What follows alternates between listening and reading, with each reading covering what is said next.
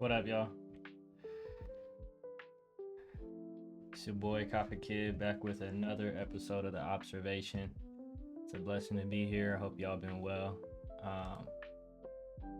In our last video, we referenced this concept of the King of Kings. And in the last video, it was, or a couple videos ago, it was Dr. or Killer Mike talking with Robert F. Kennedy Jr. in an old clip about a political slash economic policy that is an alternative to child support, an alternative method that conversely to child support of today incentivizes marriage and commitment and participating in the trade economy versus our current model, which in many ways incentivizes dysfunction and separation. And a lot of people disagree with that. They have their own takes on why what Killer Mike said to RFK is preposterous, why it actually belittles black capacity. I think it's an idea, and I think it's could be edited, could be improved, but it's nevertheless just an idea, and I think it has some merits to it. But all that aside, we talked about this concept of the king. The king's role is to, in many ways, consider the voices of those who are, don't have a voice, the perspectives of those who are often unheard, the needy, the destitute. We talked about how it's a king's duty to hear that out, defend the rights of the destitute, and seek out ways to prevent destitution from growing. And we talked about many kings, especially in the executive branch, operate with that king role, if you will, but ultimately they serve the King of Kings, Jesus Christ. And what we see is a model through him to consider those of the destitute, consider mercy, consider working for those, for the betterment of those who in many cases offer nothing to you. And we see that through the life, death, and the resurrection of Christ. And so what I talked about within the context of that video is that we would unpack this idea of the King of Kings. And so that's what we're going to do today. What is a king? Who is the King of Kings? And so we'll sort of start with that concept and unpack it today. And I do have a video from a philosopher, economist, and scholar whose name is Noam Chomsky, I believe. His name is Avram Noam Chomsky. So he's an American professor and public intellectual known for his work in linguistics, political activism, and other things like that. So there's a short clip I came across of his, an old interview or sit down that ties into this idea of a King of Kings, and not just a proper king, but also an improper king, a king who in many ways is wicked and the archetype of that. And so we need to examine both to understand what a true king would look like, and ultimately get a better sense of the King of Kings and its reference and how they compare to each other. So that's the context of today's episode. Hope y'all enjoy, and we'll dive right in. So before we hop into the video, I did want to do a little reflection. So at the end of 2024 into 2025, I spent nearly a month in Ethiopia, which is the home country of my mother. And the experience was eye-opening. The country is undergoing significant change. It's filled with conflict, turmoil, suffering. And as an American tourist, you walk the streets.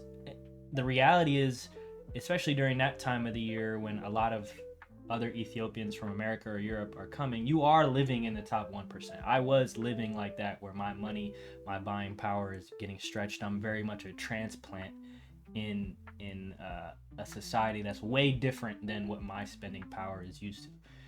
But walking the streets, you see children no older than 5 or 6, many times shoeless, um, unclean, dirty, kind of like dusty as the streets are, begging for food or money, running up to you because they can see you have money. Uh, so the wealth gap is staggering, and it's far wider than any wealth gap we're used to in the US.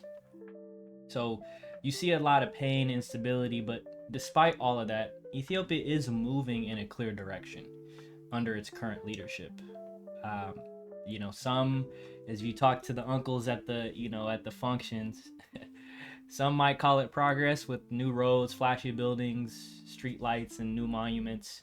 But some call the question, is it meaningful progress? And there's a lot of disagreements or thoughts on whether or not it is. But as I reflected on the country's history, visiting places like Unity Park, learning about leaders from Menelik to Haile Selassie to the communist regime under Mengistu, it became clear to me that turmoil often, it often follows leadership, especially for the common person. You know what I mean? Like, for the common person, turmoil is always a result of leadership action. And it's hard to see it otherwise when you're on the ground floor. But the Bible captures this reality in Ecclesiastes chapter 5, verses 8 through 9, which reads, "If you see the poor oppressed in a district, and justice and rights denied, do not be surprised at such things. For one official is eyed by a higher one, and over them both are others higher still. The increase from the land is taken by all. The king himself profits from the field." So this observation, and this is why I wanted to start with this reflection back to the subject for today. This observation isn't unique to Ethiopia. Across all civilizations, leadership, or kingship, if you will, whether through communism, capitalism, monarchy, democracy, has always been marked by injustice, regardless of the system. Human leadership or kingship often falls short because inevitably oppression and injustice ultimately trickles from them, and the benefits often trickle up to them. And so the question is, why is that? Why is it that across time, culture, we notice this and our desire bends towards justice? No one looks at the state of Ethiopia or any societal dysfunction and is okay with it. Why does the human heart always bend towards fixing injustice and always bend towards justice? Why is it a constant theme of the people, and regardless of time period or government model, even under atheistic or materialistic regimes that deny moral absolutes, there still is a persistent critique of leadership or kingship. And we have to ask, where does that come from? Evolutionary theory will suggest that immaterial qualities like love, forgiveness, or justice might someday be explained as products of material process if we simply give it time, right? But even if evolution could explain those traits, would that mean they lead us towards ultimate good? And who defines what is good? So at the end of the day, if molecules and particles move without any particular intent or randomness, if you will, everything above those building units must also be random, which would be the manifestation of love or existential emotions. That has to be random too if the base units are, again, random. So how could an ordered cellular composition or an ordered moral society ever arise from randomness? A mindless process of particles and molecules? How could that bend towards justice as our societies continually demonstrate, without a guiding mind? So again, we're going to tie back to the King of Kings, but we have to cross this realm of the divine, because if we are left to rely on earth or material processes, we have nowhere to go. So, and if no divine exists, we really only have to rely on these rulers, these systems. But history shows us time and time again how flawed human power is. And leaders, again, you could take Ethiopia, you could take any regime. Leadership is used to control, predict, prevent, dominate the common person. And so, as we dive into today's clip for the observation, I would just reflect on that. Can think about and reflect on how you view power is wielded today, whether in the context of your job, whether in the context of government, whether in the context of your family structure. Power and kingship exists in so many pockets of our lives, and that's why I think it's such a powerful thing to set up as the framework for this conversation. So regardless of the structure or political model, there is a concentration of power, a king, if you will, and those individuals or concentrations have complex systems. They're incentivized by the benefits of power to carry on their reality as they see fit. And so, aside from the previous question I posed to y'all, is that what a king does? This conceptual king who simply wields power and upholds their own motives, their own virtues. So again, think about those two things. What a king is really supposed to do, and where does the model of kingship occur or present itself in your own life. And then we'll dive into, again, the speaker for today, Noam Chomsky, who's an American professor, intellectual, who has political and social criticisms, and is called the father of modern linguistics. So let's take his observation about kingship and concentrations of power, and then we'll contextualize it and distill it through the lens of the Bible, as always. So let's dive right in. That we are a free society and that the Soviet Union is a dungeon, and therefore we have completely different methods of population control, completely different methods. In fact, I've written a lot about this. There's no moral equivalence here. The totalitarian, there's no state is truly totalitarian, but as we move toward the totalitarian end of the spectrum, the technique of control is roughly that satirized by Orwell. You have a center of truth. You have a ministry of truth. It announces official truths. People can believe it or not. Nobody cares very much. It's sufficient that they obey. Totalitarian states can be more or less behavioristic. They don't really care what people think because they always have a club at hand to beat them over the head if they do the wrong thing. Force people to do what they want to do. As long as they can think what they like in private, but they better do what we tell them in public. That's the model towards which totalitarian states tend. As a result, the propaganda may very well be not too effective. On the other hand, a democratic state can't use those mechanisms. Can't force anybody to. You can't force people. Therefore, you have to control what they think. Since power is still concentrated, but in different hands in our society, largely in private ownership, and you can't control people by force, you'd better care what they think. So that's which why means you have to have other forms, and in fact more sophisticated forms of indoctrination. Certain people are in a position to persuade, and the essence of democracy is that they have the freedom to persuade. Now, who has the freedom to persuade? Well, who runs the public relations industry? It's not the special interests. They're the targets of the public relations industry. Public relations industry is a major industry, closely linked to other corporations. And those are the people who have the power to persuade. That's the essence of democracy. And they must engineer the consent of others. You do admit that we are a free society. That we're admitted. I insist upon it. I insist that we are a free society, and that so. So we're a free society, but because we are free,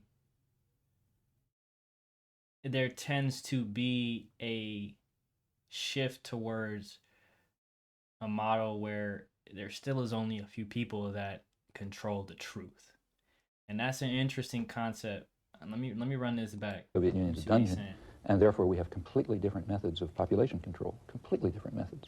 In fact, I've written a lot about this. There's no moral equivalence here. The totalitarian, there's no state is truly totalitarian, but as we move toward the totalitarian end of the spectrum, the technique of control is roughly that satirized by Orwell. You have a center of truth. You have a ministry of truth. It announces official truths. People can believe it or not. Nobody cares very much. It's sufficient that they obey. Totalitarian states can be more or less behavioristic. They don't really care.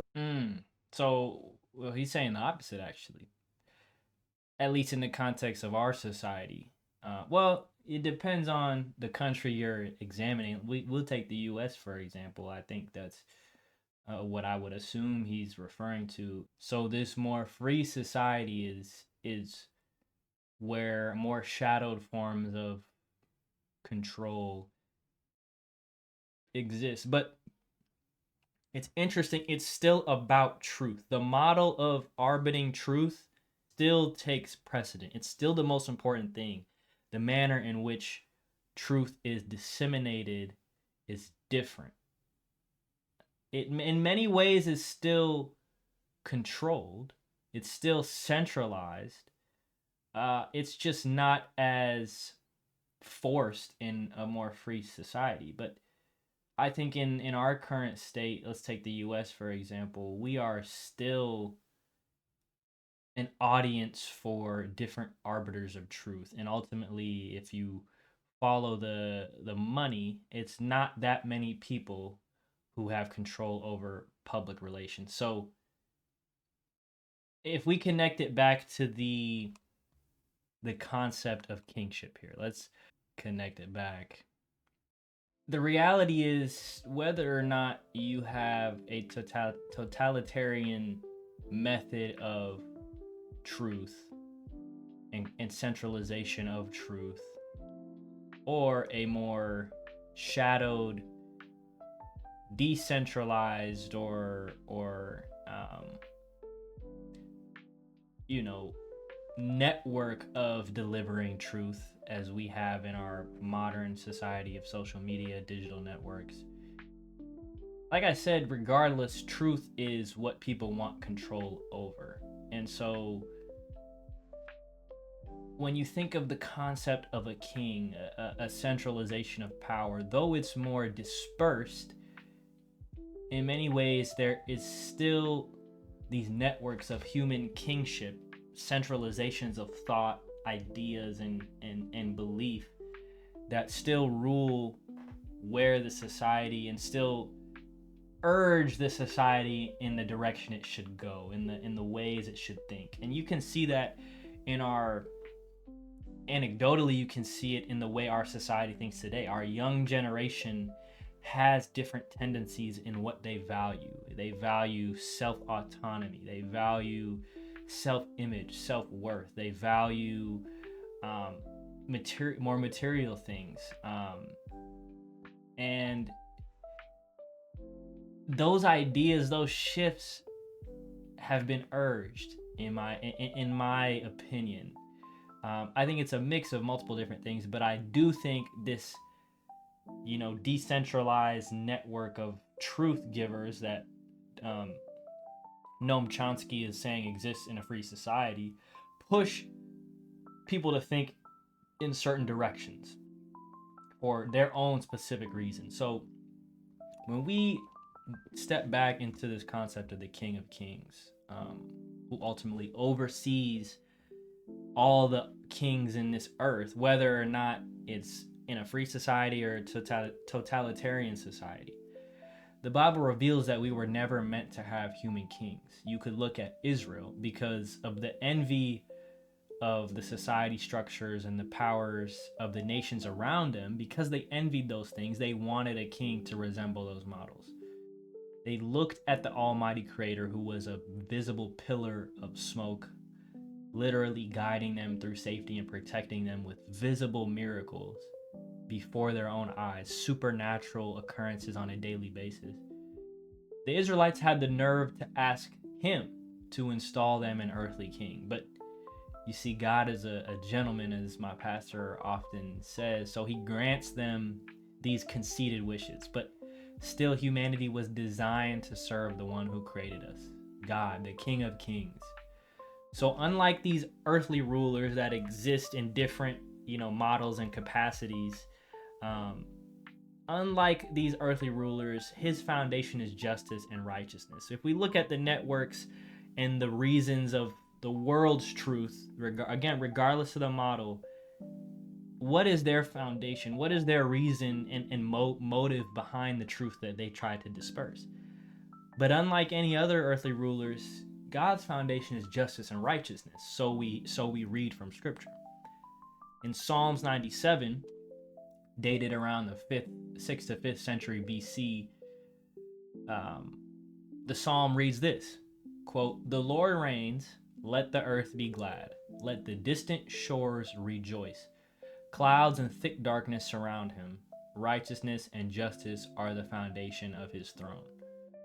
So why ask for an earthly king when you can be led by the one who installed the very concepts of any king after him? Concepts of humility, power, equity, fairness. Why rely on any earthly king when that's the one that you could be led by, right?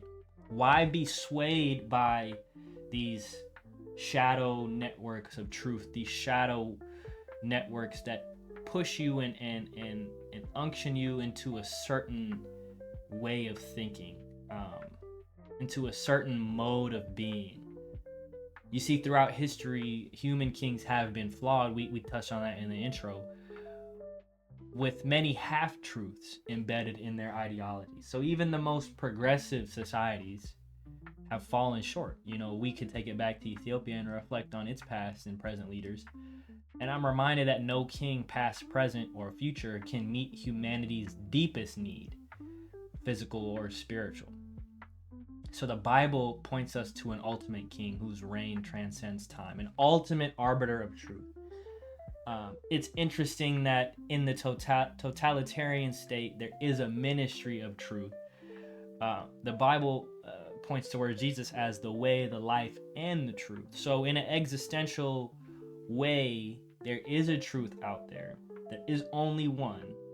Therefore, in some respects, and this might be a leap, to the totalitarian model is somewhat right, except their ministry of truth has to beat you over the head about it.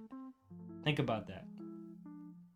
Their centralization of kingship in order to push what it defines as virtuous has to beat you over the head about it. You have to agree with that virtue in your behavior, in your demonstration, but in your heart, you could disagree with it, as Chomsky states.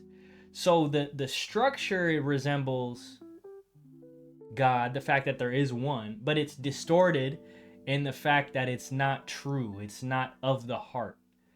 The truth is not really in your heart and a desire of your heart. It's a force. And that's the one thing that I would say is different. But it's also very different than the free society's methods of distributing truth and methods of kingship, if you will. A concentration of virtuous ideologies. So the reality is the Bible points us to the ultimate king whose reign transcends time. And I think Chomsky's observation is connected. It's not disconnected from this idea of kingship, because kingship is what connects us to truth. So, the kings in our society, again, we don't know their motive, but we do know the motive of the King of Kings. And ultimately, all other kings, in a way, report or are under the sovereignty of the ultimate king. Because what king on the earth can say, I put the stars in the sky? What king on the earth can say, I hold the universe together? There's only one who can claim that. There's only one king who makes that claim, who says, in the beginning was the Word, and the Word was God. You know what I mean? Only one can make that claim. And only one stands the test of time to prove that claim through his life, death, and resurrection. So as we reflect on human history, leadership, centralization of truth, I encourage you to observe these patterns. What has been the fruit of human kingship? Okay. Despite technical progress, have we ever evolved morally? And if we are evolving morally, what direction morally? Can we really say? And can human systems truly deliver justice and righteousness? I'm skeptical. Because if we're honest, we would see our own flaws and our own darkness. None of us are objectively good. Can a criminal also be his own judge? And if we can't fix the world, who can? Again, the answer lies in Jesus Christ, the true King of Kings. Because throughout the scripture, his reign, he gives you the reason of his truth, unlike leaders of today's world who steal from these moral pretenses, these moral pillars. He gives you the reason that his reign will be marked by justice, righteousness, grace, sacrifice, humility, and forgiveness. These are things that our society struggles with. We struggle to forgive. Our economic models are centered around a lack of forgiveness, a lack of forbearance. They're centered around a lack of mercy. And so, when was the last time you saw an earthly king forgive all of its foreign debts, all of its internal prisoners, and give freely to those trying to destroy them? When's the last time you saw an earthly king love his enemies? That's the standard. That's who the real King of Kings sets the bar at. And obviously, no earthly king could ever do that without giving up his very life and existence. We're finite beings. We can't do that. We have to rely on the one King of Kings as earthly kings. As earthly arbiters of truth, we have to rely on a central truth, which can only be from divine origin. So that's the standard of kingship and concentrations of power. You have to freely lay it down, even when you have the power to uphold it. And so, it's a hard concept to grasp. But we have no other option, if you will. There is no other way to turn. And sometimes you can't. If you're watching this and you don't believe it, sometimes the reality is you cannot. I could never make you believe that. In many ways, the only choice is for you to discover and exhaust all other options, to where you have no choice but to fall on that reality and to concede that reality. And so I know we kind of jumped all over the place in this episode. Like we talked about kingship, and then we kind of jumped to the connection of truth and societal concentrations of power through I don't know if he's a doctor, through Chomsky's video. And then we tie it back to kingship, because kingship is many ways the deliverer, the ministry, if you will, of truth. And so I don't think you can disconnect those. But a king is a king who upholds truth. And that's why on the ground floor we see such a struggle for kingship, because kingship is a vehicle to deliver truth. And so it's a very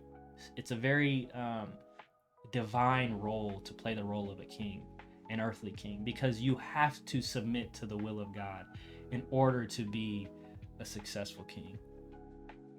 Not that there won't be any challenges, not that there won't be mistakes, but your modus operandi must be derived from ultimate kingship and ultimate ministry of truth, which, where else can we turn to an ultimate ministry of truth besides truth himself?